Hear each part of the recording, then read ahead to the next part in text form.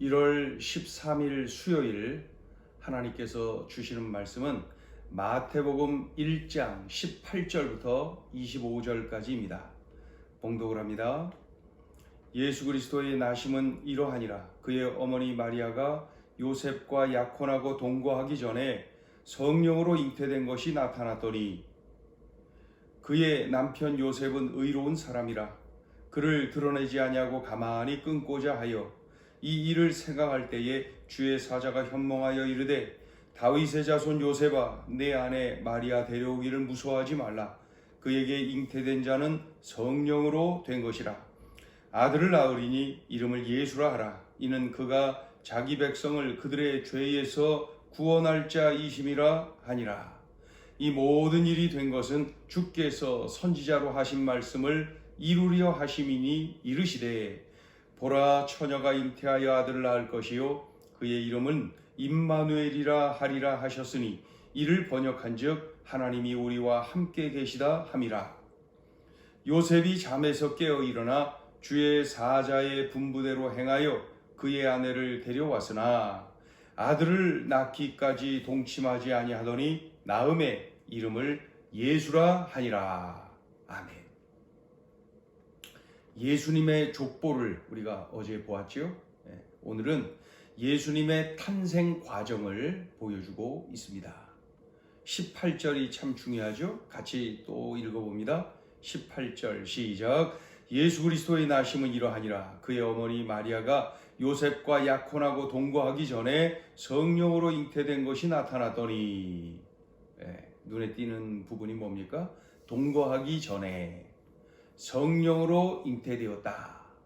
그러니까 인간의 방법이 아닌 하나님의 방법으로 나셨다. 예수 그리스도의 나심은 인간의 방법이 아닌 하나님의 방법이로구나 하는 것을 선포하고 있지요. 요셉은 마리아의 임신 소식을 이렇게 알게 되었습니다. 이 얼마나 당황하고 가슴 아프고 또 막 분노가 솟아나지 않았겠습니까? 배신감의 말이죠. 어떻게 동거하지 않은 거 서로가 알고 있는데 어떻게 임신을 합니까? 배신감, 분노, 당황, 뭐 말도 못하겠죠. 그러나 그는 의로운 사람이다. 그래서 그 사실을 드러내지 않고 가만히 끊고자 했다.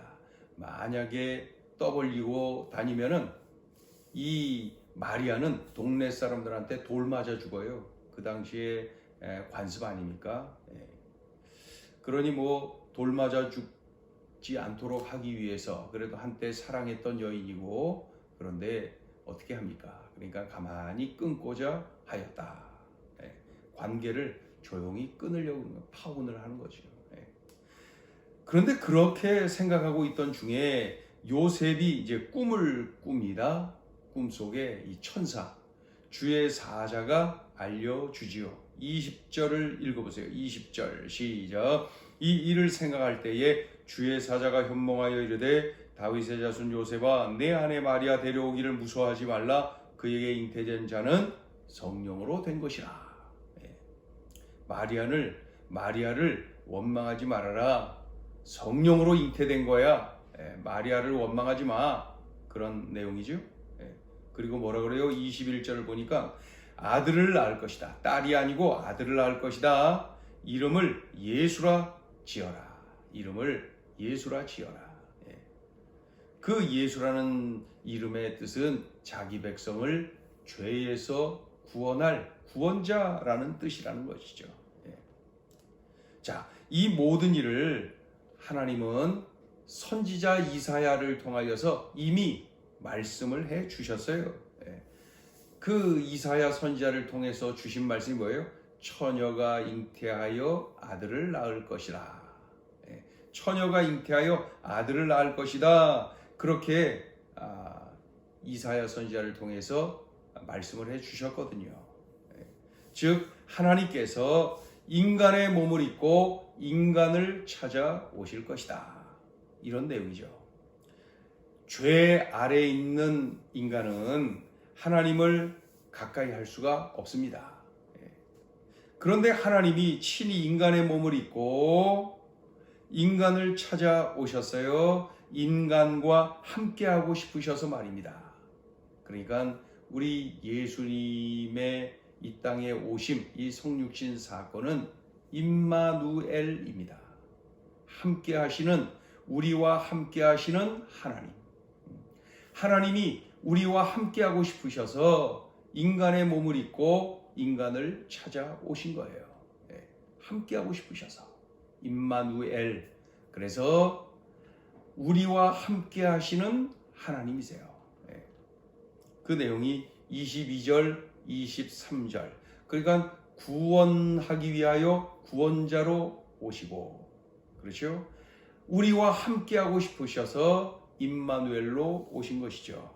이런 내용이 22절, 23절 기록되어 있습니다. 이렇게 꿈을 꾼 요셉, 이제 꿈에서 깨어났죠. 그래서 깨어난 후에 어찌했답니까? 천사가 일러준 대로 아내 마리아를 데려옵니다. 또 출산하기까지 동침을 하지 않습니다. 그리고 나음의 이름을 예수라고 짓습니다. 이 내용이 24절, 25절에 기록되어 있죠. 자, 오늘 주시는 메시지입니다. 첫째, 성령의 능력과 방법을 제한하지 말라.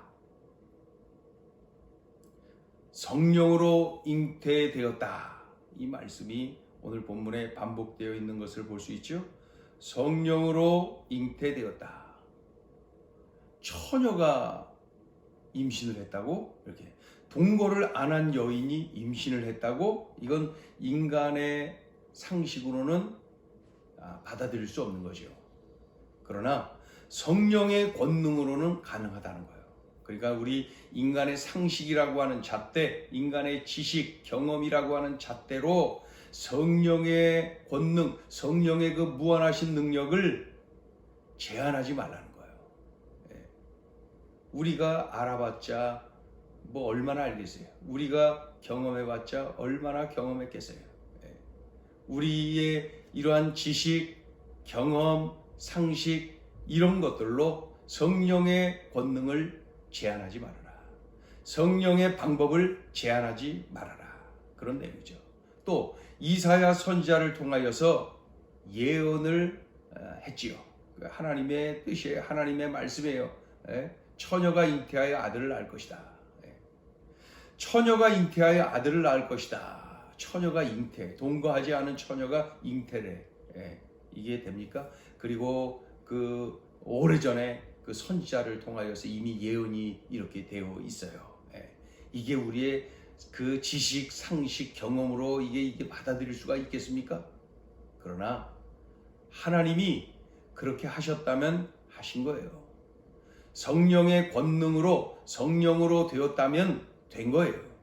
우리의 지식으로, 상식으로, 경험으로는 안 되고 못하고 그럴 리가 없지만은 성령이 하셨다면 가능한 거예요. 하나님이 그렇게 원하셨다면은 가능한 거예요. 그러니 우리가 명심할 것은 성령의 능력과 방법을 제한하지 말라. 우리가 개인적으로 이렇게 매달려 기도할 때에도 이거는 되고 저건 안 되고 이런 거는 응답이 될 것이고 이것은 응답이 안 될 것이고 하면서 성령의 권능을 제한할 때가 있습니다. 그거는 우리 주님께서 얼마나 가슴 아프시겠어요. 나의 하나님이 너무 무능해. 나의 하나님이 너무 작아. 왜 그래요? 내가 그렇게 제한해 버렸어요. 그러지 말라는 거죠. 오늘 이 원대한 일, 이 엄청난 일이 일어났잖아요. 성령의 권능으로 말이죠. 그러니 성령의 권능, 성령의 방법을 제한하지 말아야 됩니다. 그래서 우리의 기도가 나의 능력 안에서 진행되는 것, 그거는 믿음이 없는 거예요. 나의 기도의 그 크기를 제한하지 마세요. 왜 그래요?